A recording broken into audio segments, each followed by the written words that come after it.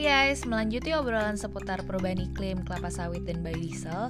Dalam episode kali ini, Klinomik Radio dengan berkolaborasi dengan Yayasan Madani Berkelanjutan lanjut ngobrol dengan Faris, founder dari startup Cuan Lestari yang namanya Beli Jelantah. Kalau di episode sebelumnya kita udah sempat bahas kan apa sih biodiesel, terus biodiesel tuh dibuat dari kelapa sawit dan bisa nggak sih kelapa sawit itu sustainable? Nah kalau sekarang kita bahas soal biodiesel yang dibikin dari minyak jelantah alias minyak bekas pakai.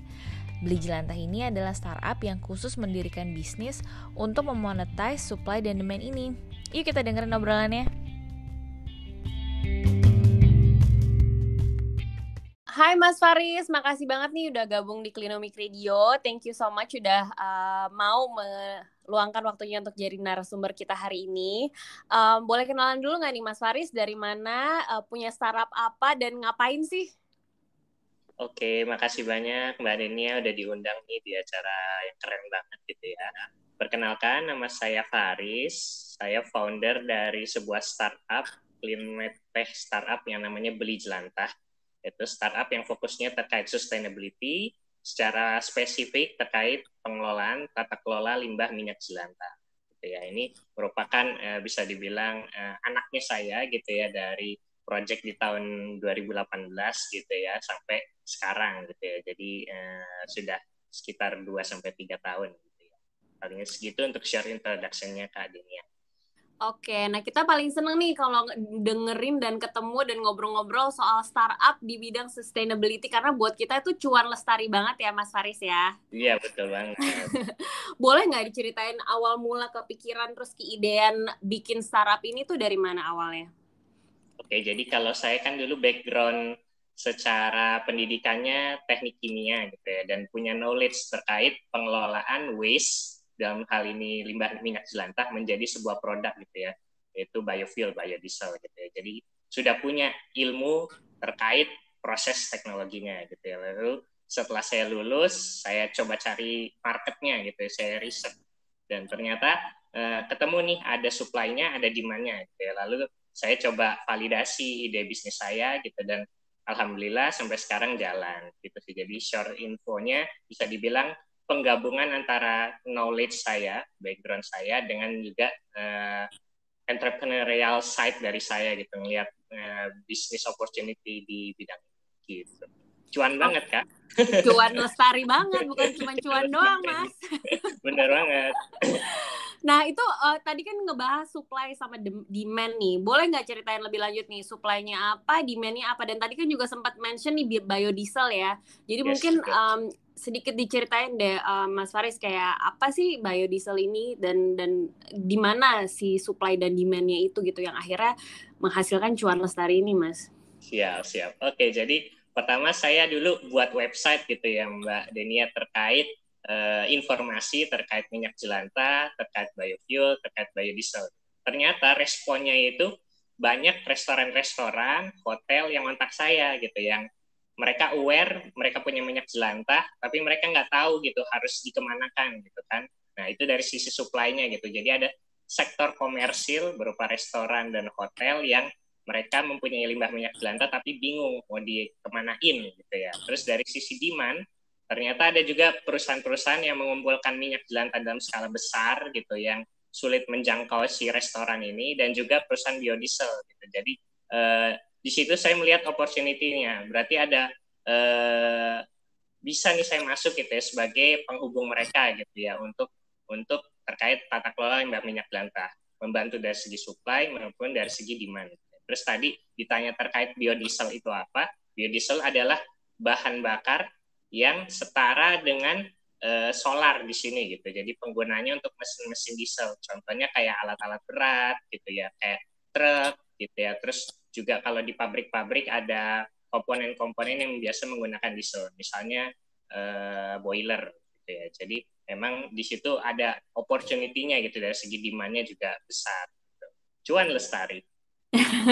Nah, sebenarnya nih kalau misalnya nggak ada kalian, biasanya si perusahaan-perusahaan besar itu, atau kalau rumah tangga mungkin buangnya ke selokan kali ya Mas ya, atau tapi pokoknya kalau nggak ada kalian, mereka biasanya buang kemana ya? Dan sebenarnya dampak lingkungan kalau kita buang minyak jelantah ke lingkungan tuh seperti apa sih? Iya betul. Kalau dulu itu ya restoran, hotel, termasuk rumah tangga gitu ya, buangnya mungkin pilihannya ada beberapa. Yang pertama dibuang ke tempat sampah gitu ya, tapi juga kan ini fasenya cair gitu ya, jadi mungkin dimasukin plastik dulu gitu. Atau bisa juga dibuang ke tanah gitu ya, di depan rumah gitu. Atau dibuang waktu di penggorengannya mau dicuci gitu ya, di kitchen sink gitu kan. Dan ujung-ujungnya sama tuh untuk tiga-tiganya, yaitu pencemaran lingkungan perairan gitu ya. Nah, riset yang kami dapatkan itu ya dari internasional bahwa setiap 1 liter minyak jelantah yang dibuang secara sembarangan itu ternyata mencemari 1.000 liter perairan yang ada di lingkungan. Jadi kalau kita di rumah tangga gitu ya bisa menghasilkan 1 liter minyak jelantah per buah, terus kita buang secara sembarangan, berarti sebenarnya kita udah mencemari hampir 1.000 liter perairan di lingkungan sekitar kita gitu ya, baik secara sadar maupun tidak sadar. Jadi ada dampak negatif yang kita hasilkan dengan membuang jelantah secara sembarangan. Nah, kita hadir sebagai pembeli solusi di situ, yang kita pertama memberi edukasi, terus kita juga memberikan servis penjemputan. Nah, sebenarnya jadi kalau dari cerita Faris tadi kan sebenarnya memang faktanya nih kalau orang-orang kebanyakan misalnya atau misal perusahaan-perusahaan itu pilihannya tadi ada 3 ya, buang ke tempat sampah dicampur yang apapun itu gitu, terus dibuang ke tanah atau dibuang ke kitchen sink-nya gitu. Nah, tapi sebenarnya yang seharusnya tuh seperti apa sih kalau dibuang atau misalnya dikelola sama beli jelantah kan itu satu alternatif. Nah, sebenarnya alternatif lain yang harusnya nih dilakukan sama orang-orang tuh apa ya terhadap si limbah minyak ini? Atau emang sebenarnya nggak ada solusi lain bahwa ya sebenarnya yang paling benar ya disetorin ke teman-teman kayak beli jelantah yang emang punya inisiatif untuk mengelola lebih lanjut gitu. Oke. Jadi kalau kita lihat best practice-nya gitu terkait isu lingkungan, spesifiknya minyak jelantah, saya bisa lihat atau kita bisa pelajari dari Eropa gitu ya. Kebetulan ada kesempatan belajar di situ, terus di situ saya melihat bahwa untuk minyak jelantah sendiri memang harus dikolek secara spesifik gitu. Jadi memang pertama dari sisi rumah tangganya memang harus memilah dulu nih minyak jelantah, dikumpulkan dalam sebuah wadah tertentu gitu ya, baru nanti disalurkan ke pihak yang bertanggung jawab gitu. Jadi memang kalau kita bicara skala rumah tangga kan skala kecil, tapi kalau ada perusahaan waste management yang mengumpulkan skala besar nanti bisa dimanfaatkan skala besar, dijadikan biodiesel. Gitu ya. Tapi ada opsi lain untuk rumah tangga sendiri, kalau misalnya memang tertarik buat mengolah minyak jelantah jadi produk yang bisa digunakan secara pribadi, sebenarnya bisa diolah selain jadi biodiesel, Mbak Denia, yaitu jadi misalnya sabun cuci piring gitu ya, atau lilin aromaterapi atau karbol gitu ya. Tapi itu skalanya skala kecil, skala rumahan. Itu bisa dilakukan dan perlu diingat juga harus tahu ilmunya buat memprosesnya dan juga secara kimianya gitu ya, secara safety-nya gitu ya. Jadi bisa mereka mengolah, rumah tangga mengolah gitu untuk skala kecil jadi produk-produk yang bisa digunakan seperti sabun, karbol, tapi kita harus lihat dari aspek kimianya, dari aspek safety-nya. Oke, nah kalau dari di teman-teman di beli jelantah sendiri nih, ketika kalian sudah memperoleh minyak jelantah dari supplier kalian itu diapain ya, Mas Faris? Oke, jadi kalau dulu mimpi besar kita adalah kita bisa mengolah sendiri gitu ya, seluruh minyak jelantah yang kita kumpulkan, kita olah sendiri menjadi biodiesel lalu kita salurkan di market sesuai demand-nya gitu. Tapi ternyata bisnis model yang sekarang eksis gitu ya, bisa dibilang adalah kita memang masih punya partner yang bisa mengolah menjadi biodiesel gitu. Jadi kita salurin lagi gitu ya, tapi yang partner skala besar gitu untuk mengolah menjadi bahan bakar biodiesel gitu. Kita sendiri punya sih pilot plant skala kecil untuk mengolah minyak jelantah menjadi biodiesel, tapi situasi di Indonesia sekarang itu secara regulasi, secara ekonomi, secara teknis juga belum memungkinkan kita bisa produksi sendiri untuk bisa menjual sendiri ke market gitu ya, karena urusan biodiesel, urusan fuel itu sangat regulated ya, bisa dibilang regulated bisnis, jadi kita juga harus mengikuti ini secara regulasi. Nah, kita juga punya harapan besar gitu ya, kalau nanti suatu saat minyak jelantah itu jadi sebuah prioritas gitu, menjadi ada policy tertentu seperti sawit gitu ya menjadi biodiesel, kan sekarang ada kebijakan nasionalnya. Harapannya nanti juga minyak jelantah menjadi biodiesel atau jadi produk lain ada regulasi secara nasional. Oke, jadi ini sebenarnya memang alternatif ya, karena pemerintah kan juga punya fokus nih untuk diversifikasi energi gitu, dan salah satunya kan yang kemudian dipilih ya si biodiesel ini kan sebagai alternatif untuk mengurangi ketergantungan kita terhadap impor BBM sama ketergantungan sama si fossil fuel in general lah basically gitu kan. Iya, Cuman kan betul. masalahnya kalau Indonesia kan masih kelapa sawit nih basisnya Iya. si biodiesel. Nah, minyak jelantah yang sekarang itu kan banyak yang dari minyak kelapa sawit juga ya, itu gimana ya Mas ya? Oke, ya jadi kalau minyak jelantah ini memang unik karena kan dia statusnya dari hasil penggorengan gitu ya, minyak goreng yang menjadi minyak jelantah ujung-ujungnya, dan statistiknya minyak goreng itu ada 13 juta ton gitu ya setahun gitu yang digunakan untuk menggoreng. Masyarakat Indonesia semua masih goreng-gorengan kan, seneng banget tuh kan makan gorengan pagi pas bulan puasa gitu kan, dan menghasilkanlah minyak jelantah kisarannya sekitar 7 juta ton, dan itu adalah statusnya waste gitu. Jadi harus ada tata kelola yang baik. Makanya kita sebagai beli jelantah memberikan solusi ini bisa diolah jadi bahan bakar biodiesel. Beda statusnya kalau kelapa sawit yang memang langsung dihasilkan menjadi biodiesel, itu kan adalah sebuah proses yang awalnya feedstock sendiri menjadi produk sendiri gitu. Dan kalau kita lihat emisi karbonnya gitu ya, biodiesel dari minyak jelantah itu mengurangi emisi karbon sekitar 83% dibandingkan dari solar. Nah, kalau biodiesel berbasis sawit itu cuma sekitar 30% gitu, dan itu juga bisa dibilang masih debatable gitu ya, karena ada isu deforestasi dan isu-isu lain gitu ya, harus dilihat secara life cycle analysis gitu, LCA gitu. Dan jadi kalau saya pribadi melihat secara emisi karbon memang biodiesel berbasis jelantah itu jauh lebih baik pengurangan emisi CO2-nya gitu. Kan kita concernnya sekarang isu sustainability, pengurangan emisi CO2 gitu ya. Jadi bisa dibilang kalau biodiesel berbasis jelantah jadi salah satu kebijakan nasional, itu bisa banget gitu untuk mengurangi emisi karbon gitu. Nah sekarang pertanyaannya jumlahnya cukup nggak gitu ya. Kalau kami sudah melakukan riset, bisa mensubstitusi sekitar 20% kebutuhan biodiesel nasional gitu, untuk kalau minyak jelantahnya semua dikumpulkan dari sektor komersil dan sektor perumahan di perkotaan. Oke, jadi sebenarnya ibu-ibu rumah tangga juga bisa bantu mengurangi emisi karbon ya Mas ya, dengan mengumpulkan si minyak jelantah ini dan disetorkan ke teman-teman kayak beli jelantah untuk kemudian dikonversikan ke biodiesel tersebut gitu. Nah, boleh nggak diceritain gimana sih proses pengumpulan beli jelantah ini gitu, yang kalian lakukan ya di startup kalian gitu, dan apakah kalian berbasis di Jawa doang kah, atau yang dari luar kota misalnya bisa ikutan, atau kedepannya nanti bakal ada di seluruh Indonesia nih? Boleh diceritain ya nih Faris? Oke. Jadi kita startnya itu dari edukasi gitu ya. Edukasi, kita punya platform teknologi berupa Instagram, punya website gitu ya, punya email, punya WhatsApp. Di situ kita mengedukasi gitu calon-calon user kita, yaitu penghasil minyak jelantah gitu ya, bisa dari hotel, restoran, dan juga rumah tangga nih. Yang paling besar ternyata rumah tangga gitu ya, karena kita dulu ngiranya restoran atau hotel yang paling besar gitu ya, tapi kami beli jelantah kaget juga ketika pandemi ini, justru karena orang banyak WFH gitu ya, banyak menghasilkan minyak jelantah, sektor perumahan justru menghubungi kita terus gitu ya. Dan artinya edukasi di sini penting, dan kami merasa sudah cukup sukses. Kami ingin lebih expand lagi gitu ya. Itu dari satu hal, yaitu edukasi.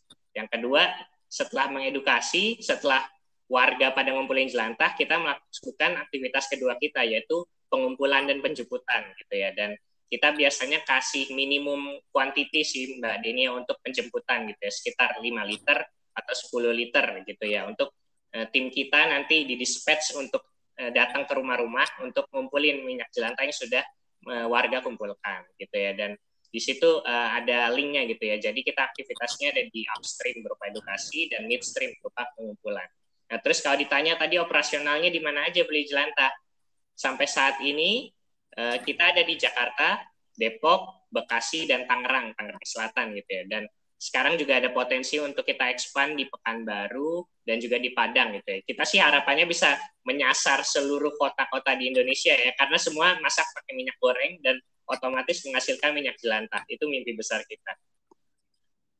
Oke, nah untuk bisa menyetorkan minyak jelantah ini gimana caranya ya Mas Faris? Maksudnya apakah sesimpel habis masak terus kita taruh di tempat wadah terpisah atau mesti diapain lagi gitu? Oke. Jadi memang minyak jelantah yang bisa disetorkan kita ada kriterianya gitu. Yang pasti adalah pertama setelah digunakan memasak, tunggu dulu nih minyaknya supaya agak dingin dulu, kan masak masih panas-panasan gitu ya. Terus disimpan di wadah yang tertutup gitu, yang aman, yang ada di rumah gitu ya. Kalau kita sih rekomendasinya kalau ada jerigen ukuran 5 liter yang jenisnya HDPE itu silakan dipakai, atau yang jerigen ukuran 18 liter. Pun kalau nggak ada 2 jerigen tersebut, bisa pakai botol aqua yang nggak terpakai gitu, yang ukuran 1,5 liter, atau kopi-kopi kekinian yang ukurannya 1 liter, itu bisa dipakai juga gitu ya untuk menyimpan gitu. Dan itu harus disimpan secara tertutup, dan sebelumnya kalau bisa disaring gitu ya, karena mungkin ada padatan-padatan bekas memasak gitu ya, kayak fried chicken gitu, ada padatan-padatannya gitu. Jadi ada kriterianya. Pertama adalah bisa dibilang disaring dulu, jadi terpisah dari padatan. Yang kedua adalah disimpannya di wadah yang tertutup yang ada di rumah. Yang ketiga, wadahnya disimpan jauh dari matahari gitu, jadi nggak ada reaksi kimia tertentu yang berlangsung gitu kadennya. Oke, nah untuk bisa memenuhi target nih, tadi kan targetnya biodiesel dari versi minyak jelantah ini kan untuk mensubstitusikan 20% nih dari penggunaan bahan bakar di Indonesia gitu. Nah itu supaya bisa mencapai target itu gimana Faris rencananya? Ya mau nggak mau kita harus mengedukasi semua penghasil minyak jelantah gitu ya, baik sektor komersil seperti restoran, hotel, dan juga sektor perumahan gitu, yang ternyata jumlahnya sangat besar gitu ya, berdasarkan riset bahkan 90% penghasil minyak jelantah itu dari sektor perumahan. Dan kami sih sangat optimis ya bahwa ini semua bisa terjadi gitu ya, mensubstitusi 20% kebutuhan biodiesel nasional dari minyak jelantah. Caranya gimana? Yaitu caranya adalah kita harus memberikan edukasi yang lebih masif ke 2 sektor penghasil minyak jelantah, baik itu sektor restoran, hotel sebagai sektor komersil gitu, dan juga sektor perumahan yang ternyata justru paling besar nih menghasilkan minyak jelantah. 90% minyak jelantah itu dihasilkan dari sektor perumahan gitu ya. Cuman 10% dari sektor komersil seperti restoran dan hotel gitu. Dan kami sih yakin utamanya dari sektor perumahan ini, karena ibu-ibu sekarang dan juga teman-teman semua gitu ya udah sangat aware dengan isu sustainability, isu zero waste gitu ya, apalagi bisa dapat cuannya gitu kan, dan itulah bisa menjadi gaya dorong gitu ya. Jadi ada faktor lingkungan gitu ya untuk memotivasi, dan juga faktor ekonomi untuk bisa mendorong program pengumpulan minyak jelantah ini jadi lebih masif dan besar di Indonesia. Terus Faris kalau boleh diceritain sedikit, dan aku tahu pasti ini akan ada proses kimia dan lain-lain, tapi kalau boleh dijelasin secara simpel, sebenarnya apa sih yang kalian lakukan untuk mengubah minyak jelantah ini menjadi sebuah biodiesel yang emang menjadi bahan bakar gitu? Oke, jadi di minyak jelantahnya sendiri ada senyawa kimia tertentu namanya trigliserida. Lalu nanti si trigliserida ini harus direaksikan dengan sebuah proses kimia gitu yang secara sederhana gitu nanti akan menghasilkan biodiesel gitu. Nama reaksi kimianya adalah transestrifikasi. Saya nggak usah menjelaskan lebih detail terkait itu. Intinya adalah reaksi kimia tersebut akan mengubah minyak jelantah secara kimia menjadi struktur kimianya biodiesel gitu, dan nanti biodieselnya bisa deh dipakai di mesin-mesin diesel gitu ya, kayak truk, kayak alat-alat berat gitu, kayak boiler gitu ya. Jadi memang ada reaksi kimia tertentu namanya reaksi kimia transestrifikasi yang akan mengubah senyawa kimia di minyak jelantah menjadi bahan bakar biodiesel. Terus kalau bahan bakar biodiesel ini tuh juga masih mengeluarkan zat karbon kayak karbon-karbon yang polusi mobil gitu nggak sih, Faris?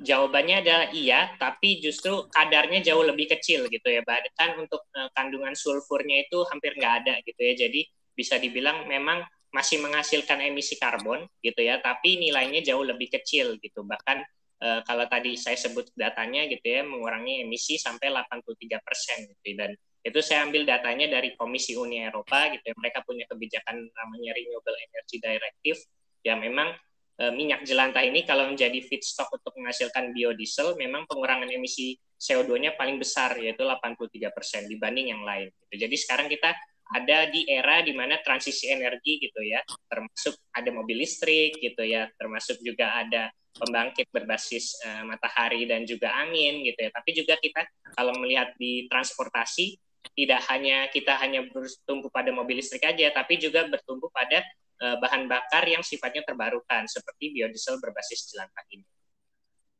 Oke. Nah itu sih sebenarnya kan kadang-kadang yang suka menjadi bingung nih teman-teman, kayak kalau kita ngomongin transisi energi, terus kemudian kan kemarin juga ada pembahasan deforestasi, komitmen Indonesia dan lain-lain. Sebenarnya kan kalau kita ngomongin transformasi energi dan transisi energi menuju energi terbarukan itu kan prosesnya ada proses ya, dan sebenarnya kayak biodiesel ini tuh di mana sih letaknya di antara semua proses transisi yang mau menuju dan meninggalkan si fossil fuel ini menurut Faris? Oke, jadi kalau lagi-lagi kalau kita bicara sustainability, kita bisa belajar dari best practice-nya gitu ya. Dan saya melihat Uni Eropa sebagai sebuah tempat yang bisa dibilang sangat ambisius gitu ya terkait climate crisis goal gitu ya. Mereka ingin karbon netral di tahun 2050, bahkan ada yang 2040, ada yang 2030 gitu. Bahkan negara-negara seperti di Uni Eropa saja masih menggunakan biodiesel berbasis jelantah sebagai salah satu solusinya gitu ya. Sembari mereka juga mengembangkan mobil listrik gitu. Jadi mereka memang masih memberi kesempatan ruang baik itu pada mobil listrik maupun bahan-bahan terbarukan seperti biodiesel berbasis jelantah untuk terus-menerus berkembang. Intinya adalah mereka menggunakan berbagai macam solusi gitu. Jadi bisa dibilang mobil listrik itu bukan silver bullet buat menghasilkan sebuah solusi di bidang transportasi untuk sustain gitu, tapi juga tetap ada solusi-solusi lain yang harus digarap gitu. Bahkan di Uni Eropa sendiri sekarang jumlah mobil diesel masih ada 150 juta mobil gitu yang berkendara setiap hari, dan nggak mungkin kan tiba-tiba besok semua mobil tersebut tiba-tiba hilang gitu ya. Makanya sekarang ada yang namanya transisi gitu yang kita harus berikan solusi-solusi yang sifatnya baik gitu ya, yaitu termasuk biodiesel berbasis jelantah, termasuk juga mobil listrik, tapi juga kita harus balance gitu ya, bagaimana transisi ini memastikan bahwa nggak ada krisis energi, terus mobilitas juga tetap lancar gitu ya. Makanya semua solusi itu dibuka. Oke, dan salah satunya ya tetap si biodiesel ini ya yang sekarang kita sedang bahas. Nah, terus bentar aku lagi lihat contekan dulu.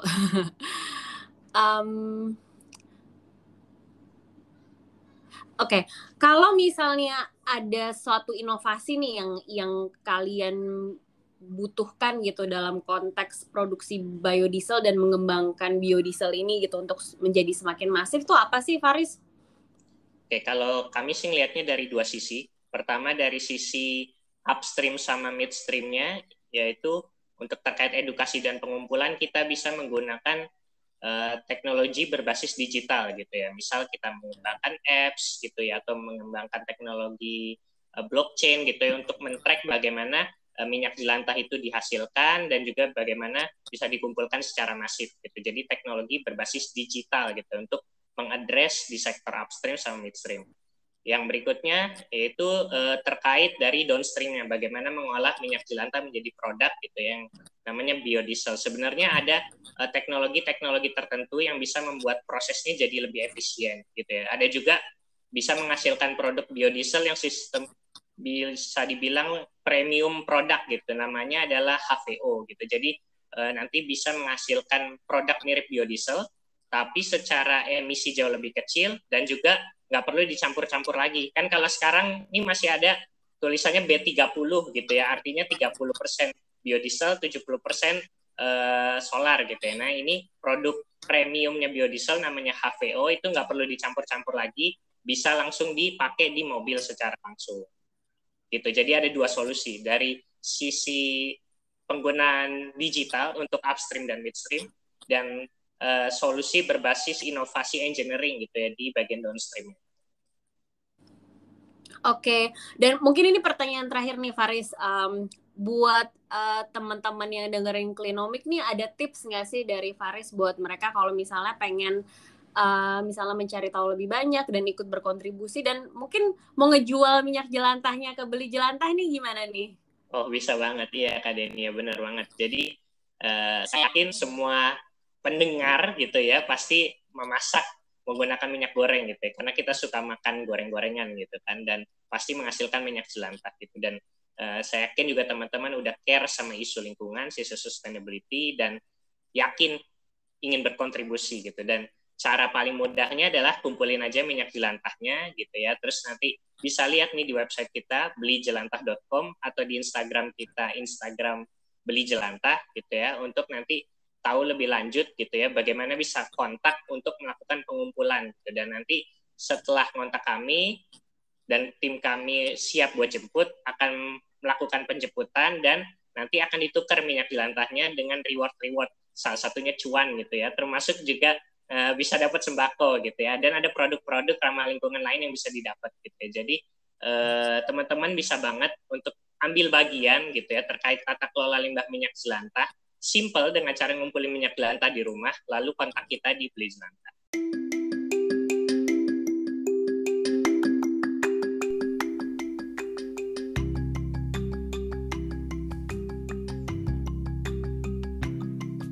Seru banget kan? Buat kita startup cuan lestari itu yang kayak Beli Jelantah ini, kita bisa ngurangin pencemaran lingkungan, dapat duit dari mereka, dan mereka pun cuan karena bisa kasih solusi yang bagian dari circular economy. Keren! Tungguin obrolan selanjutnya ya di Klinomik Radio, hasil kolaborasi bareng Yayasan Madani Berkelanjutan. See you, bye!